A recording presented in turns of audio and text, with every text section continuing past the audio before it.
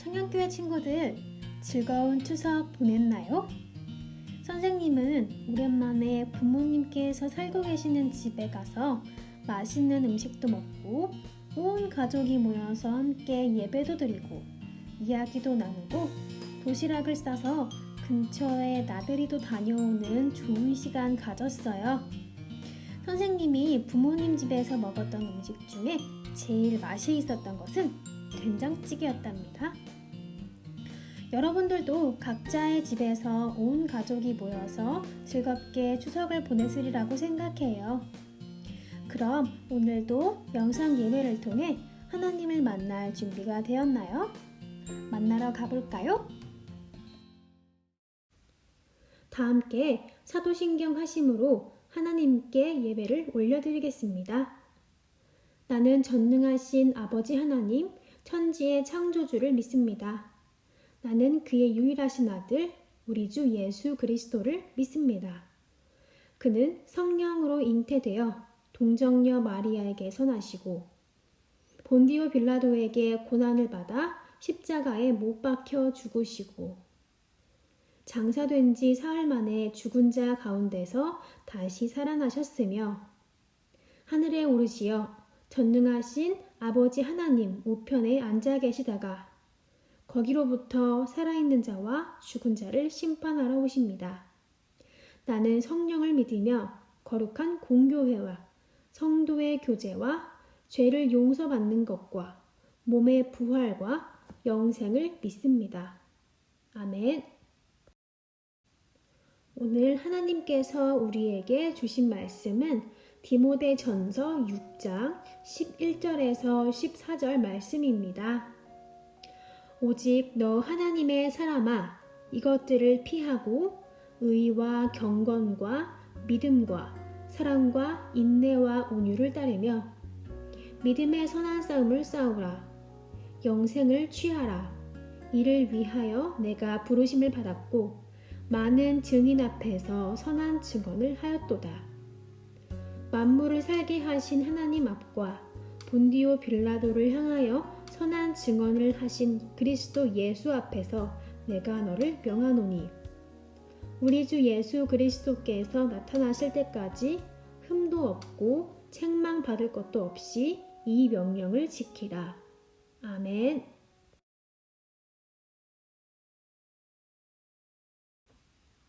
여러분, 내 동생이라는 동요를 아시나요? 가사는 이러해요. 내 동생 곱슬머리, 개구장이 내 동생. 이름은 하나인데 별명은 서너 개. 엄마가 부를 때는 꿀돼지, 아빠가 부를 때는 두꺼비, 누나가 부를 때는 왕자님. 어떤 게 진짜인지 몰라. 여러분은 어떤 별명을 가지고 있나요? 여러 가지 별명이 있겠죠? 오늘 우리가 읽은 편지의 주인인 디모데에게도 별명이 하나 있었어요. 그 별명은 무엇이었을까요? 디모데의 별명은 하나님의 사람이었어요. 바울이 디모데를 그렇게 불렀지요. 사실 하나님의 사람이라는 별명은 아무에게나 붙여주는 별명은 아니었어요. 구약 성경에 나오는 모세, 사무엘, 다윗, 엘리야처럼 이스라엘의 위대한 믿음의 지도자들에게 쓰던 별명이었거든요.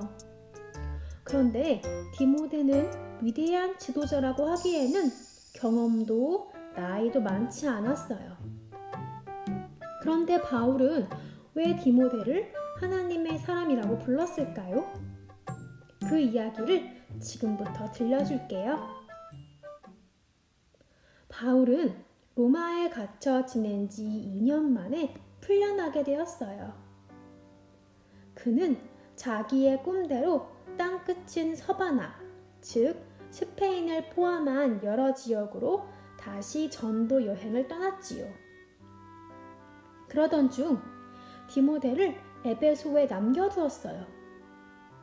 언제나 전도 여행을 함께 했던 디모데인데 이번만큼은 함께 데려가지 않았지요. 디모데가 에베소 교회 성도들에게 말씀을 전하고 교회를 돌보게 하기 위해서였어요.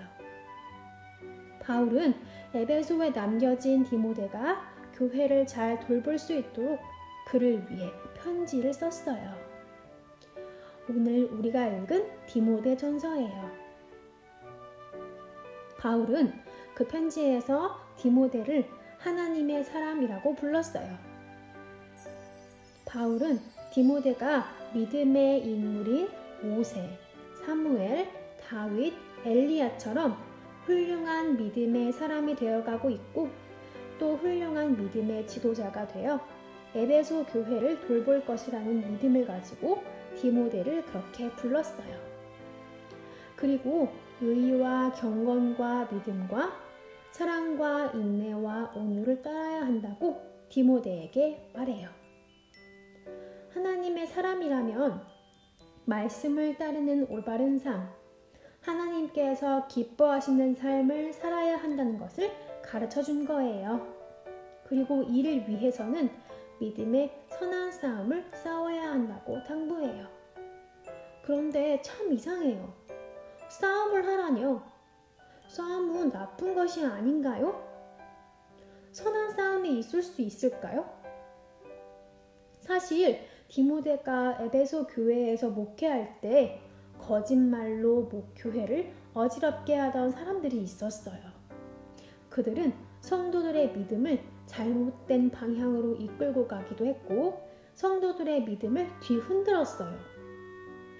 바울은 이러한 상황 속에서 하나님의 말씀을 따라 의와 경건과 믿음과 사랑과 인내와 온유를 따라야 한다고 디모데에게 당부했어요. 이렇게 살아가기 위해 선한 싸움을 하라는 것이지요. 마치 운동선수가 경기에서 이기기 위해 최선을 다하는 것처럼 말이에요. 언제까지요? 바로 예수님이 다시 오실 때까지요.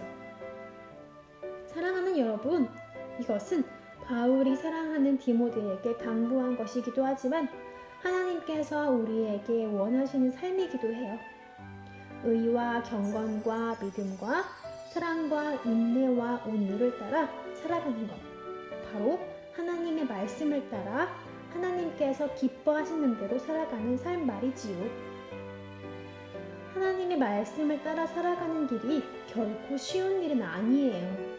그러나 이렇게 살아가기 위해 선한 싸움을 이어갈 때 하나님께서는 여러분도 너 하나님의 사람아 라고 불러주실 거예요.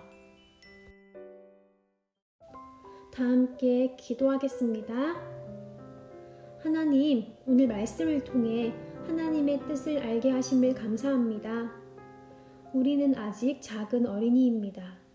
그러나 오늘 말씀처럼 디모데와 다른 믿음의 어른들을 잘 본마다 의와 경건과 믿음과 사랑과 인내와 온유를 따라 선한 싸움을 싸우는 하나님의 사람으로 성장하는 귀한 창현교회 친구들이 되도록 인도해 주세요.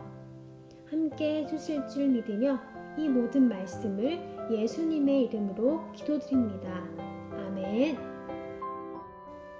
하늘에 계신 우리 아버지, 아버지의 이름을 거룩하게 하시며 아버지의 나라가 오게 하시며 아버지의 뜻이 하늘에서와 같이 땅에서도 이루어지게 하소서.